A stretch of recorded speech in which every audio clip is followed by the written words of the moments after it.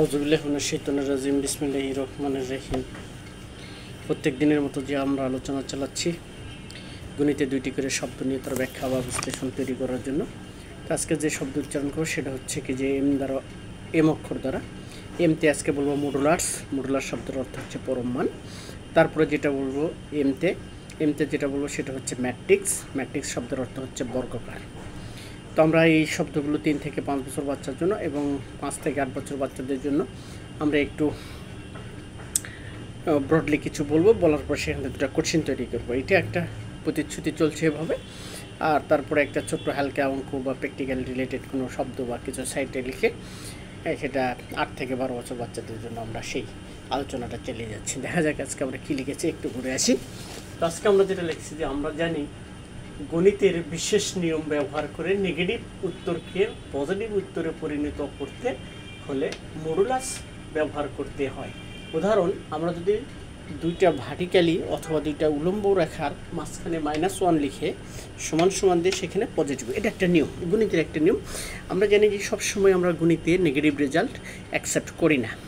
এটা হচ্ছে কি যে যেহেতু বস্তু জগৎটা পুরোটাই পজিটিভ ধারণা নিয়ে চলে, ম্যাথমেটিক্সের ধারণাও পজিটিভই থাকে। ধরেন যে টাকার শূন্যর চাইতে কম মান, শূন্যর তো ভ্যালুই নেই, এমনিতে আমাদের এটা জেনারেল কনসেপ্ট, কিন্তু প্র্যাকটিক্যালি শূন্যর ভ্যালু আছে।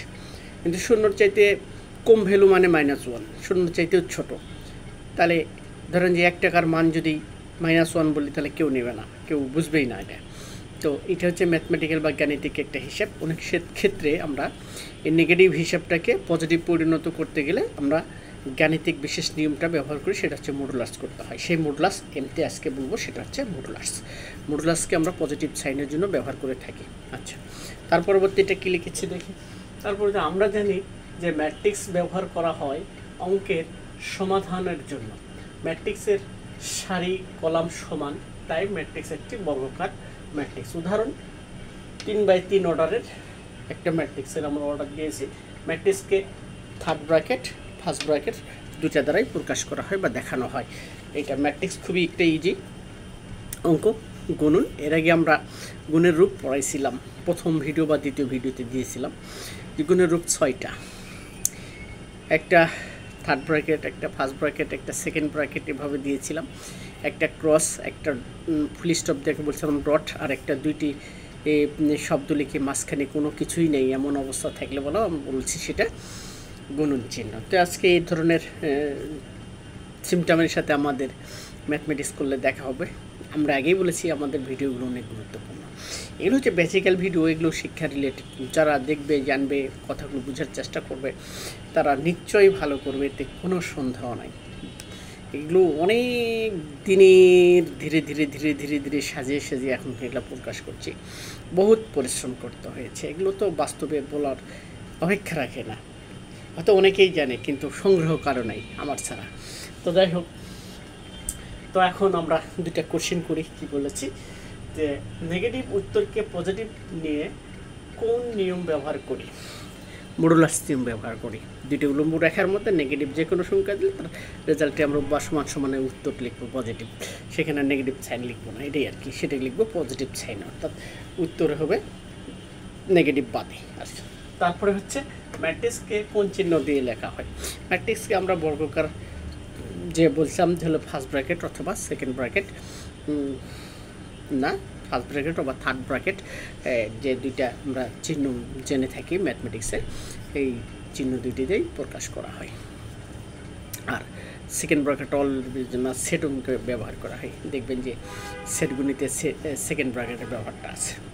তো যাই হোক, আমরা এই গণিতের ব্যবহারগুলো জানছি। আবার এগুলোকে আমরা আমাদের ব্যক্তিগত কৌশল বলেন আর অর্জনী বলেন আর চিন্তা চেতনা থেকেই বলেন, এগুলোকে আমরা গুণের রূপ হিসাবেও দেখাই দিয়েছি, কারণ এগুলো ওই রূপে ব্যবহার হয়। আজকে দেখেন যে থার্ড ব্র্যাকেট আর সেকেন্ড ব্র্যাকেট কীভাবে গুণ হিসাবে ব্যবহার হচ্ছে, এটা আমরা দেখলে একটা ছোট্ট একটা গণিত ম্যাট্রিক্সের দিয়ে করার চেষ্টা চালাইছি। গণিতটা আমরা একটু দেখে নিই কী লিখছি।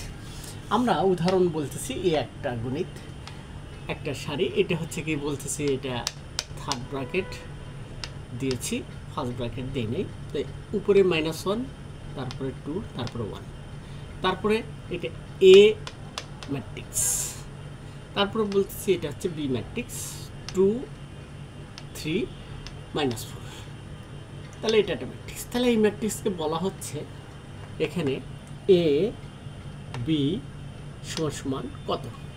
তাহলে এই ম্যাট্রিক্সটা এর জায়গাতে লিখলাম, আর কিছু নেই মানে মাঝখানে ফাঁকা গুণের একটা রূপ দেখে এবি ফাঁকা থাকলে গুণ, আমরা ক্রস দিলাম। এই কারণে যে আমরা ক্রসের সম্পর্কে পরিচিত বেশি, ক্রস চিহ্নটা দিলাম, তারপরে এটা তুললাম।